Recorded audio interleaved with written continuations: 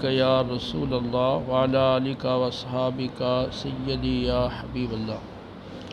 صحیح بخاری شریف کتاب العلم، باب من سأل وهو قائم عالما جالسا۔ یہ باب اس شخص کے بارے میں ہے جس نے سوال کیا اس حال میں کہ وہ کھڑا ہو۔ تو کھڑے ہونے کی حالت میں جس نے سوال کیا عالم سے، وہ عالم جو بیٹھا ہوا ہو۔ تو سوال کرنے والا کھڑا ہو اور جو مسئول ہے عالم دین وہ بیٹھا ہوا ہو، تو اس کا سوال کرنے کا کیا ہے شرعی حکم۔ ابو موسیٰ رضی اللہ تعالیٰ عنہ سے مروی ہے، ایک آدمی نبی کریم علیہ السلام کی بارگاہ میں حاضر ہوا، عرض کیا یا رسول اللہ صلی اللہ علیہ وسلم، اللہ کی راہ میں قتال کرنے کا کیا حکم ہے؟ اللہ کی راہ میں قتال کیا ہے؟ کون سا قتال ہے جو اللہ کی راہ میں شمار ہوگا؟ ہم میں سے کوئی ایک قتال کرتا ہے غضب یعنی غصے کی وجہ سے، اور کوئی قتال کرتا ہے غیرت کی وجہ سے۔ تو لوگ مختلف ارادوں اور نیتوں کے ساتھ قتال اور جہاد کرتے ہیں۔ کوئی تو یہ ہے کہ اس کو مخالف پر غصہ آ جاتا ہے اور وہ غصے اور غضب کی وجہ سے وہ قتال کرتا ہے، اور کوئی ہے وہ اس کو غیرت آ جاتی ہے اپنی قوم کی، اور وہ اپنی غیرت کی وجہ سے قتال کرتا ہے۔ دیگر احادیث کے اندر اور بھی قتال کے اسباب ذکر کیے گئے ہیں۔ تو کوئی طلب شہرت کے لیے قتال کرتا ہے، تو کون سا قتال اللہ کی راہ میں شمار ہوگا؟ فرافع الیہ رأسہ، نبی کریم علیہ السلام بیٹھے ہوئے تھے، آپ نے اس کی طرف سر اٹھایا، ما رفع الیہ رأسہ الا انہ کان قائما، آپ نے صرف اس لیے اس کی طرف سر کو اٹھایا تھا کہ وہ شخص کھڑا ہوا تھا، وہ کھڑا ہو کے اس نے سوال کیا تھا اور آپ بیٹھے ہوئے تھے۔ فرمایا کہ من قاتل، جو شخص قتال کرے اس لیے تاکہ اللہ کا کلمہ بلند ہو جائے، اعلاء کلمۃ اللہ کے لیے جہاد کرے، فہو فی سبیل اللہ، وہ اللہ کی راہ میں وہ جہاد کرنے والا ہے۔ تو کوئی غضب کی وجہ سے قتال کرتا ہے، کوئی حمیت اور غیرت کی وجہ سے قتال کرتا ہے، کوئی عصبیت کی وجہ سے قتال کرتا ہے، کوئی طلب شہرت کی خاطر قتال کرتا ہے۔ تو اللہ کی راہ میں قتال وہ ہوگا جو اللہ کے کلمے کو بلند کرنے کے لیے قتال کیا جائے۔ تو امام بخاری علیہ رحمہ نے اس حدیث سے یہ مسئلہ بیان کیا ہے کہ بیٹھے ہوئے عالم دین سے آدمی کھڑا ہو کر سوال کر سکتا ہے، اور حدیث سے یہ معلوم ہوا کہ قتال ہو یا قتال کے علاوہ دیگر اللہ تعالیٰ کے احکام کی بجاوری ہو، تو اللہ کے جس حکم کی بجاوری اور جس حکم کی تعمیل اللہ کی رضا کے لیے ہوگی، تو اس حکم پر عمل اور اس حکم کی تعمیل وہ باعث اجر و ثواب ہوگی، اور جس حکم پر عمل کسی اور مفاد کی خاطر، غرض کی خاطر کیا، اللہ کی رضا مقصود نہیں تھی، تو اس حکم کی تعمیل اور اس پر عمل وہ اجر و ثواب کا باعث نہیں بنے گا۔ باب السوال والفتیہ عند رمی الجمار، جمرات کی رمی کرنے کے وقت فتویٰ پوچھنا اور سوال کرنا۔ عبداللہ بن عمر رضی اللہ تعالیٰ سے مروی ہے، میں نے نبی کریم علیہ السلام کو جمرہ کے پاس دیکھا اس حال میں کہ آپ سے سوال کیا جا رہا تھا، یعنی حجۃ الوداع کا موقع تھا اور 10ویں ذی الحجہ تھی اور قربانی کا دن تھا۔ آپ جمرہ کے پاس تشریف فرما تھے تاکہ جو حاجی ہیں ان میں سے جس کو کوئی مسئلہ حج کے احکام کے حوالے سے درپیش ہو تو وہ آپ سے رجوع کر لے اور پوچھ لے۔ ایک مرد نے عرض کیا یا رسول اللہ میں نے رمی کرنے سے پہلے نہر کر لیا ہے۔ فرمایا تم رمی کر لو اور کوئی حرج نہیں۔ دوسرے نے کہا یا رسول اللہ میں نے نہر سے پہلے حلق کر لیا، میں کوئی حرج نہیں، تم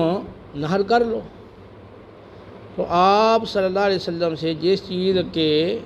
بارے میں سوال کیا گیا، جو مقدم کی گئی تھی یا مؤخر کی گئی تھی، تو آپ نے اس کے جواب میں یہی فرمایا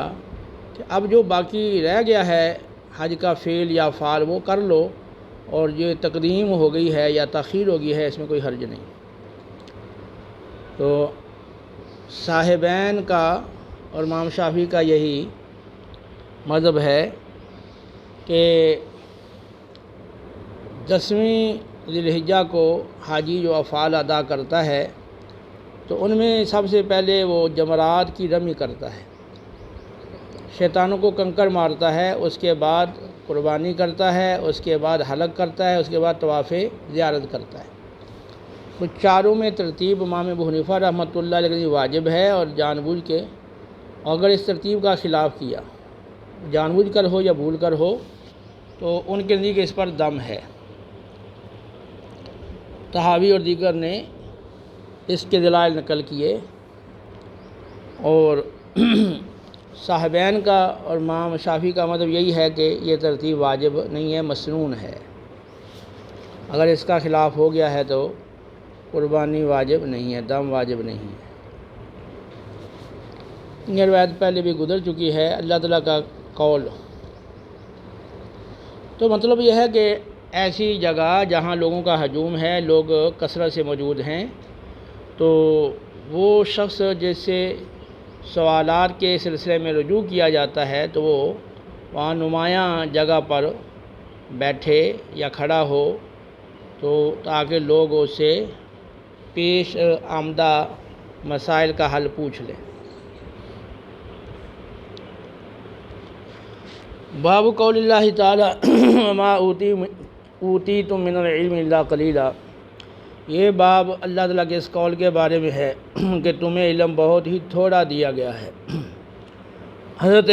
عبداللہ رضی اللہ تعالیٰ عنہ سے مروی ہے کہ میں نبی کریم علیہ الصلوۃ والسلام کی معیت میں مدینہ پاک کے کھنڈرات میں چل رہا تھا، اس حال میں کہ آپ صلی اللہ علیہ وسلم نے اپنے پاس ایک کھجور کی چھڑی پر سہارا لگایا ہوا تھا۔ تو آپ صلی اللہ علیہ وسلم کا گزر یہودیوں کے کچھ لوگوں کے پاس سے ہوا، کچھ افراد کے پاس سے ہوا، تو وہ یہودی ایک دوسرے کو کہنے لگے کہ محمد صلی اللہ علیہ وسلم سے روح کے بارے میں سوال کرو کہ روح کیا چیز ہے۔ بعض کہنے لگے کہ سوال آپ سے نہ کرو، کہیں ایسا نہ ہو کہ آپ کوئی ایسی بات لے آئیں جس کو تم ناپسند کرو، کوئی جواب میں ایسی بات فرمائیں کہ جو تمہیں ناگوار ہو، تو لہذا سوال مت کرو۔ اور بعض یہودی کہنے لگے کہ ہم تو ضرور آپ سے سوال کریں گے۔ لہذا ان میں سے ایک یہودی کھڑا ہوا اور اس نے کہا کہ اے ابو القاسم مر روح کیا چیز ہے؟ تو فساکتہ نبی کریم علیہ الصلوۃ والسلام نے سکوت اختیار فرمایا۔ تو پھر فقلت، میں نے یہ گمان کیا، میں نے دل میں کہا کہ آپ پر وحی نازل ہو رہی ہے۔ فقمت، پس میں کھڑا رہا، جب وحی کی کیفیت دور ہو گئی اور ختم ہو گئی تو آپ صلی اللہ علیہ وسلم نے فرمایا اور یہ آیت پڑھی وَيَسْأَلُونَكَ عَنِ الرُّوحِ، اے حبیب مکرم آپ سے روح کے بارے میں پوچھتے ہیں کہ یہ کیا چیز ہے۔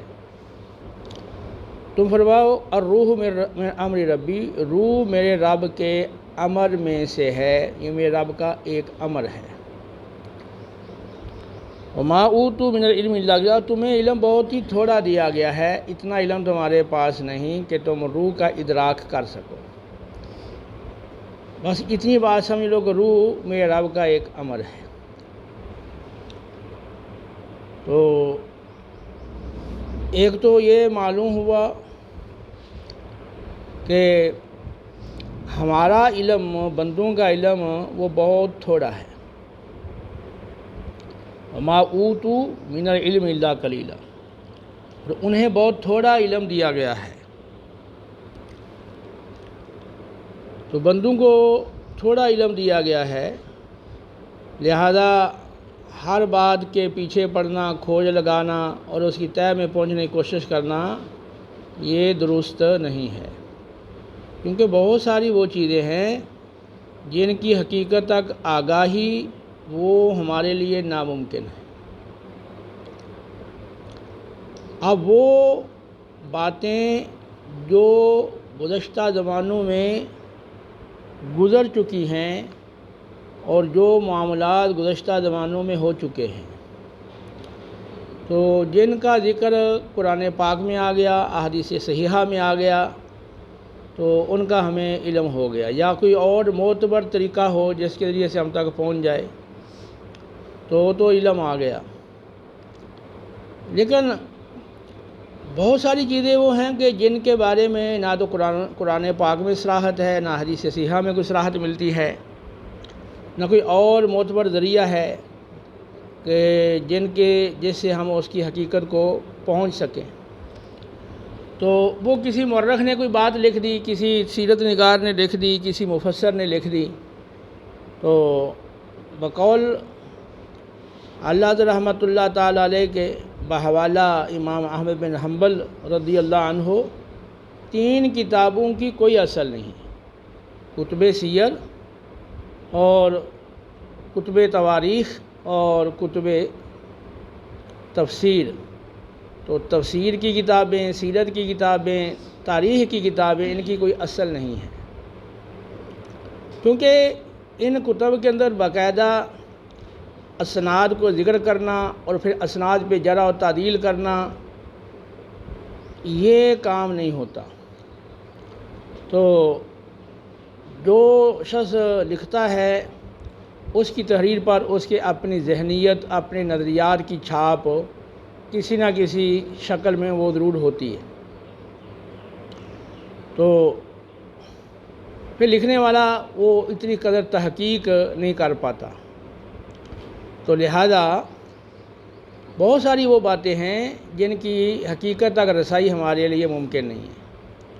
وہ ایک ہی ذریعہ ہے وحی کا، تو وہ وحی کا دروازہ تو بند ہو گیا۔ تو اب ایسی چیزوں کے پیچھے نہیں پڑنا چاہیے۔ دیکھیں جو روح ہے، اب روح ایک گزری ہوئی چیز تو نہیں ہے، لیکن اس کے بارے میں بتا دیا گیا کہ تمہارے پاس علم تھوڑا ہے، تم اس کی حقیقت نہیں جان سکتے، تو بس یہ سمجھ لو کہ یہ تمہارے رب کا ایک امر ہے۔ تو ایسی اور بھی چیزیں ہوئیں جن کی حقیقت ہم نہیں جان سکتے، جن کا تعلق اگرچہ زمانہ ماضی سے نہیں ہے، لیکن جو زمانہ ماضی میں چیزیں ہو گئی ہیں، باتیں ہو گئی ہیں، ان کا تک ہماری رسائی کیسے ہو سکتی ہے؟ کتنے پیغمبر علیہ السلام گزر گئے ہیں، ان سب کے نام، ان کی شادیاں، ان کی اولادیں، ان کے بہن بھائی، ان کے خاندان، اب ان کے بارے میں آپ معلومات کرنا چاہیں تو آپ کے پاس کون سا راستہ؟ اس طرح متعدد واقعات ان کی ظاہری حیات میں ہوتے رہے اور پیش آتے رہے معاملات۔ اب کوئی بات ہمیں اسرائیلی روایت سے پہنچ گئی، کوئی تاریخ کی کتاب سے پہنچ گئی، کسی مفسر نے کوئی بات کہیں نقل کر دی، اب ہمارے پاس تو اس کی صحت کے پرکھنے کا کوئی راستہ نہیں ہے کہ صحت تک ہم پہنچیں، کیونکہ جن ذرائع سے وہ بات ہم تک آئی ہے وہ ذرائع مستند نہیں ہیں۔ تو ہمیں شریعت نے مکلف بھی نہیں بنایا کہ ہم ایسی باتوں کی تہہ میں پڑھیں اور کھوج لگائیں۔ آپ کے پاس قرآن و سنت ہے، اس میں غور کریں، اس میں آپ توجہ کریں اور اس کو سمجھنے کی کوشش کریں، اور قرآن و سنت میں بہت زیادہ جامعیت ہے۔ تو ایک آیت، ایک حدیث آپ نے پڑھی اور پھر آپ نے ظاہری طور پر اس کا ایک مطلب سمجھ لیا، بعد میں جب آپ توجہ کریں گے تو کوئی اور بات آپ پر اسی سے کھل جائے گی، پھر مطالعہ کریں گے، پھر غور کریں گے، کوئی اور بات کھل جائے گی۔ تو ہم مکلف ہیں قرآن و سنت پر عمل کے، اس میں غور کریں اور ان کے معنی اور مفاہیم کو سمجھنے کی کوشش کریں اور اس کے مطابق عمل کریں جو ہمارے لیے نجات کا اور کامیابی کا راستہ ہے۔ اور ان میں بھی جو متشابہات ہیں تو ان تک ہماری رسائی کا کوئی ذریعہ نہیں ہے، اس کے پیچھے بھی مت پڑیں، کیونکہ ان کے پیچھے جو پڑتے ہیں وہ کون لوگ ہیں؟ اما الذین فی قلوبہم زیغ فیتبعون ما تشابہ منہ ابتغاء الفتنہ ابتغاء تأویلہ، تو جن کے دلوں میں ٹیڑھا پن ہے وہ متشابہات کے پیچھے پڑتے ہیں تاکہ وہ فتنہ برپا کرنے کا انہیں موقع مل جائے اور اپنے من پسند معنی مراد لینے کا انہیں موقع میسر آ جائے۔ تو وہ صریح آیات مقدسہ جو محکمات ہیں ان کو چھوڑ کر فرائض قطعیہ سے کو نظر انداز کر کے محرمات قطعیہ سے بے پرواہ ہو کر وہ متشابہات کے پیچھے پڑے رہتے ہیں جن کے ہم مکلف نہیں ہیں، جن احکام جن کے بارے میں ہم سے پوچھا نہیں جائے گا، تو وہ اپنی تعویلیں اپنے من پسند معنی وہ بیان کرتے ہیں اور پھر اپنے حلقہ اثر میں وہ داد حاصل کرتے ہیں کہ حضرت صاحب نے اس آیت کا وہ معنی بیان کر دیا جو آج تک کسی نے کیا ہی نہیں، یعنی نبی کریم علیہ السلام نے بھی نہیں بیان کیا، صحابہ نے بھی بیان نہیں کیا، تابعین نے بھی بیان نہیں کیا، محدثین و مفسرین نے بیان نہیں کیا، اب حضرت صاحب نے ایک نیا معنی بیان کر دیا، تو یقیناً وہ غلط ہی ہوگا کہ جب اس صحابہ اور تابعین سے نہیں آیا اور نبی کریم علیہ السلام کی طرف سے نہیں آیا اور منع کیا گیا ہے کہ ان کے پیچھے مت پڑو، تو ٹیڑھے دل والے ہوئے ان کے پیچھے پڑتے ہیں۔ تو خدا کے بندو، جو صریح آیات اور صریح احکام ہیں اور محکمات ہیں ان پہ عمل کرو، وہ آگے سکھاؤ، وہ آگے پھیلاؤ، وہ آگے پہنچاؤ اور اس پہ عمل کی ترغیب دو، اس میں امت مسلمہ کا بھلا ہے، اور اس دیگر باتوں میں نہ الجھاؤ۔ اور اسی طرح اس میں کچھ باتیں وہ آ جاتی ہیں کہ جن کی حقیقت تک ہم نہیں پہنچ سکتے، وہ اس لحاظ سے ایک تو یہ کہ ہمارے پاس جو بات کوئی اسے دلیل ہے ہی نہیں، یہ تو بعض کا تو یہ ہے نا، اور بعض کا یہ ہے کہ جو ہمارے پاس آیت ہے وہ متشابہ ہے تو معنی کا ہی نہیں پتہ، بعض کا یہ ہوتا ہے کہ دلائل متعارض ہو جاتے ہیں، دونوں طرف باتیں ہیں ٹکرا رہی ہیں آپس کے اندر، تو ہم فیصلہ کوئی نہیں کر پاتے، تو ٹھیک ہے ان باتوں کے بھی ہم مکلف نہیں ہیں کہ جو ہم پر ادلہ متعارض ہونے سے وہ باتیں نہ کھول سکیں تو ان پہ توقف کیا جائے گا۔ تو جب تک ایک طرف کے دلائل واضح نہ ہو جائیں اور حکم واضح نہ ہو جائے تو اس وقت تک توقف ہوگا۔ تو بہت سارے لوگ ایسی باتوں میں الجھتے ہیں اور سوالات کرتے ہیں اور اسی میں اپنا وقت ضائع کرتے ہیں جن سوالات کا ہمیں مکلف نہیں بنایا گیا اور جن کے صحیح جوابات تک ہماری رسائی ممکن نہیں، اور جن سوالات میں بحث کرنے میں امت کا کوئی فائدہ نہیں، تو ایسی باتوں سے روکا گیا ہے۔ موسیٰ علیہ السلام کی قوم نے بار بار سوال کیے جس کا قرآن پاک میں ذکر موجود ہے کہ اچھا پھر بتائیں کہ وہ گائے کیسی ہو، تو انہوں نے بتا دیا کہ وہ گائے جو ہے وہ کواری ہو، اور وہ نہ تو بالکل بچی ہو نہ ادیڑ عمر ہو۔ پھر سوال کر دیا کہ اس کی رنگت کیسی ہو، پھر اس کا جواب دیا کہ وہ گہرے رنگ کی ہو، گہرا زرد رنگ ہو اور دکھنے میں بڑا خوبصورت لگے۔ پھر سوال کر دیا بھی ہمیں مشتبہ ہو گیا، ذرا واضح کر کے بتائیں نا وہ گائے کیسی ہونی چاہیے۔ انہوں نے بتایا وہ حل بھی نہ چلاتی ہو اور پانی بھی جو ہے نا وہ اسے سیراب نہ کرتی ہو کھیتوں کو، اسے کام کاج نہ لیا گیا ہو، اس طرح کی گائے ہونی چاہیے۔ تو بس پھر آخری دفعہ میں انشاءاللہ کہہ لیا تھا تو ان کو توفیق مل گئی، ورنہ وہ قریب نہیں تھا کہ وہ گائے ذبح کر لیتے۔ تو اسی طرح حدیث میں موجود ہے کہ پہلی امتیں انبیاء علیہ السلام سے کثرت سوال کی وجہ سے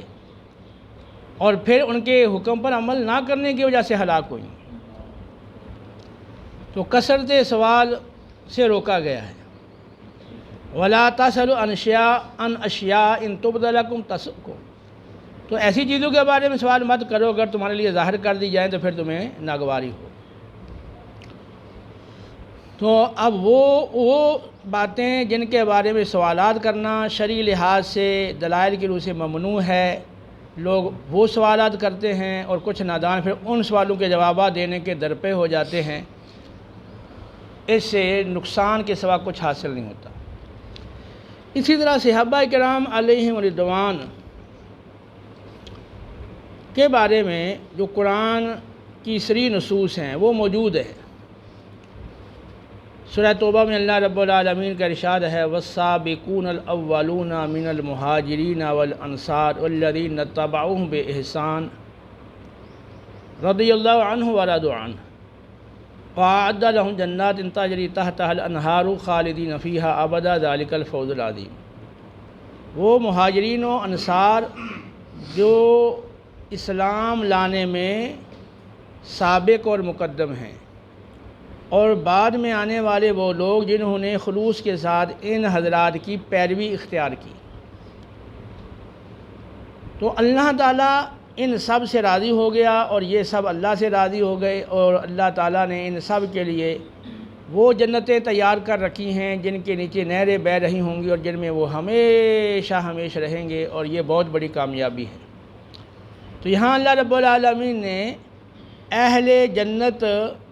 کے 3 گروہوں کا ذکر کیا ہے، ایک تو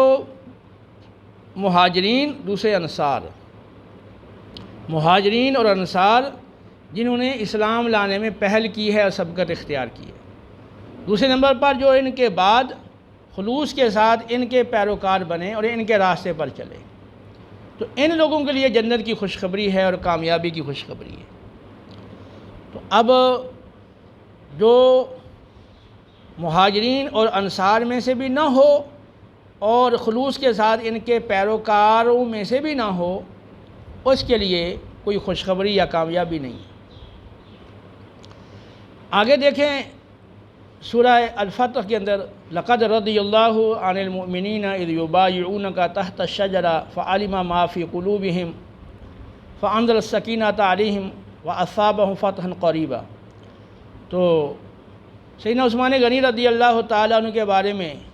جو مشہور ہو گیا تھا کہ ان کو شہید کر دیا گیا ہے، تو اس حوالے سے کہ اگر واقعی شہید کر دیا گیا ہے تو پھر بغیر بدلہ لیے ہم نہیں جائیں گے، تو اس پر بیعت لی گئی۔ تو فرمایا اللہ تعالیٰ یقیناً اللہ تعالیٰ راضی ہو گیا۔ لقد رضی اللہ، لقد کس لیے آتا ہے؟ کسی بات کی تحقیق کے لیے اور اس کا یقین دلانے کے لیے اور اس کی تاکید کے لیے یہ آتا ہے۔ بے شک یقیناً اللہ تعالیٰ مومنین سے راضی ہو گیا جب وہ اے حبیب مکرم آپ کے دست مبارک پر ایک درخت کے نیچے بیعت کر رہے تھے۔ اللہ کو ان کے دلوں کے خلوص کی کیفیت معلوم تھی، بس اللہ نے ان پہ اپنی سکینت نازل فرمائی اور انہیں جلد ہی ہونے والی ایک فتح کی خوشخبری سنائی۔ تو عثمان غنی رضی اللہ تعالیٰ عنہ کی خاطر جنہوں نے بیعت رضوان کی ہے، اللہ نے ان سے اپنی رضامندی کا اعلان کیا ہے۔ اور اسی پھر سورۃ الفتح کے آخری رکوع میں فرمایا والذین معہ اشداء علی الکفار رحماء بینہم تراہم رکعا سجدا یبتغون فضلا من اللہ ورضوانا۔ تو رسول پاک علیہ السلام کی جو میت اور صحبت اختیار کرنے والے جو آپ کے صحابہ ہیں، کفار پر تو بڑے سخت ہیں، آپس میں بڑے رحم دل ہیں، اور یہ اللہ کی رضا اور اس کے فضل کے متلاشی ہیں۔ اور یہ تم دیکھو گے کہ کبھی رکوع کر رہے ہیں اور کبھی سجدہ کر رہے ہیں۔ تو ان کی نیکی کا، ان کے صالح ہونے کا اور رضا الہی کے طلبگار ہونے کا یہاں ذکر آ گیا۔ پھر دیکھیں سورہ حدید کے اندر لا یستوی منکم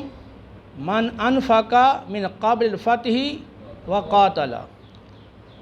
اولئک اعظم درجۃ من الذین انفقوا من بعد وقاتلوا وکلا وعد اللہ الحسنی اللہ بما تعملون خبیر۔ تو تم میں سے جس نے فتح مکہ سے پہلے خرچ کیا اور اللہ کی راہ میں جہاد اور قتال کیا۔ تو یہ جو لوگ ہیں یہ اپنے مقابل لوگوں کے برابر نہیں ہے، یہ درجے کے لحاظ سے بڑھ کر ہیں ان سے جنہوں نے بعد میں خرچ کیا فتح مکہ کے اور بعد میں انہوں نے قتال کیا۔ اور وعدہ حسنہ، اچھا وعدہ جنت کا اللہ نے ہر ایک سے کیا ہے۔ ہاں انہوں نے فتح مکہ سے پہلے ایمان لا کر خرچ کیا ہے اور قتال کیا ہے، اور ہاں فتح مکہ کے بعد ایمان لا کر خرچ کیا اور قتال کیا ہے، ہر ایک سے اللہ نے وعدہ حسنہ فرمایا ہے۔ اور اللہ جو تم کر رہے ہو ساری چیزوں سے باخبر ہے۔ یہ سورہ الحدید کے بعد سورہ حشر کے اندر پھر فرمایا للفقراء المہاجرین الذین اخرجوا من دیارہم واموالہم یبتغون فضلا من اللہ ورضوانا وینصرون اللہ ورسولہ اولئک هم الصادقون والذین تبوؤا الدار والایمان من قبلہم یحبون من ہاجر الیہم ولا یجدون فی صدورہم حاجۃ مما اوتوا وَيُؤْثِرُونَ عَلَىٰ أَنفُسِهِمْ وَلَوْ كَانَ بِهِمْ خَصَاصَةٌ وَمَنْ يُوقَ شُحَّ نَفْسِهِ فَأُولَٰئِكَ هُمُ الْمُفْلِحُونَ۔ تو مال کی نعمت کن لوگوں کے لیے ہے؟ ان فقراء کے لیے ہے جو ہجرت کر کے مدینہ طیبہ آنے والے ہیں، جو اپنے گھروں اور مالوں سے نکال باہر کیے گئے ہیں، اس حال میں کہ وہ اللہ کا فضل، اللہ کی رضا کے طلبگار اور متلاشی ہیں، اور وہ اللہ کے اور اللہ کے رسول کے مددگار ہے۔ وَيَنْصُرُونَ اللَّهَ وَرَسُولَهُ، اللہ کی مدد کرتے ہیں، اللہ کے رسول کی مدد کرتے ہیں، یعنی اللہ کے دین کی مدد کرتے ہیں۔ اور اولئک هم الصادقون، یہ سچے ہیں دعویٰ ایمان کے اندر، اور وہ ان کے لیے بھی ہے یہ مال کی نعمت جنہوں نے پہلے سے ہی دار ہجرت کو اور دار الایمان کو یعنی مدینہ طیبہ کو اپنا گھر بنا لیا، ٹھکانہ بنا لیا، اور وہ آنے والے مہاجرین سے محبت رکھتے ہیں، اور وہ اپنے سینوں کے اندر اس چیز کی حاجت نہیں پاتے اس مال کی جو ان مہاجرین کو دیا گیا، اور وہ اپنی جانوں پر باہر سے آنے والے مہاجرین کو ترجیح دیتے ہیں اگرچہ خود شدید حاجت مند ہوں۔ جو یہ حضرات اپنی جان کے لالچ سے بچا لیے گئے اور آئندہ جو جان کے لالچ سے بچا لیے جائیں گے وہ سب کے سب وہ کامیاب ہیں۔ اس کے علاوہ اور بھی آیتیں ہیں کہ صحابہ کرام علیہ رضوان کے ایمان کو کسوٹی بنایا گیا، آمنوا کما آمن الناس،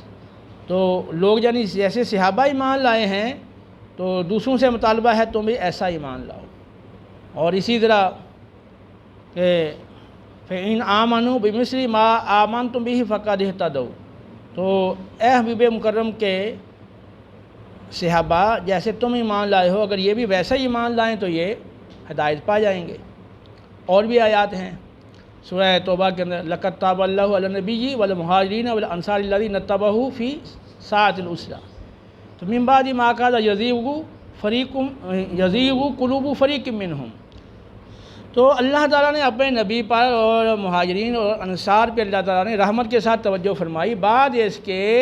کہ ان میں سے ایک فریق جو ہے اس کے جو دل تھے وہ ٹیڑھے ہونے لگے تھے، لیکن اللہ رب العالمین نے انہیں اس سے محفوظ رکھا۔ تو قرآن کے اندر اور پھر بہت ساری احادیث کے اندر صحابہ کرام کے فضائل بتائے گئے ہیں، اور پھر خاص بدر والوں کے لیے، پھر اسی طرح بیت رضوان والوں کے لیے، اور بعد دیگر مہمات میں شرکت کرنے والوں کے لیے خصوصی نبی کریم علیہ السلام نے خوشخبریاں سنائی ہیں، اور سیدنا عثمان غنی کے بارے میں الگ سے فضائل ہیں، ابوبکر صدیق کے بارے میں الگ سے ہیں، عمر فاروق رضی اللہ عنہ کے بارے میں الگ سے فضائل ہیں، اس عشرہ مبشرہ صحابہ کے لیے خوشخبری ہے اور فضائل ہیں، اور اسی طرح حضرت علی کرم وجہ کریم، حسین کریمین طیبین طاہرین اور دیگر اہل بیت اطہار کے افراد کے لیے الگ الگ فضائل بھی موجود ہیں۔ تو اب قرآن و سنت کی روح سے ان حضرات کے بارے میں عقیدہ رکھنا کہ اللہ رب العالمین ان سے راضی ہو گیا، اللہ ان سے خوش ہو گیا، اور اللہ تعالیٰ ان کو آخرت کے اندر اپنی نعمتوں سے راضی فرما دے گا، تو یہ ان پر یعنی ایمان رکھنا اور ان کی تصدیق کرنا یہ ایمان ہے۔ اب بعد میں جو صحابہ کرام کے درمیان آپس میں کوئی مشاجرات ہوئے، اب ان کی طرح جو ہم تک آئی ہے وہ کوئی قرآن کے ذریعے سے نہیں آئی ہے، کوئی حدیث کے ذریعے سے نہیں آئی ہے، وہ آئی ہے تاریخ کے ذریعے سے، وہ آئی ہے لوگوں کے ذریعے سے۔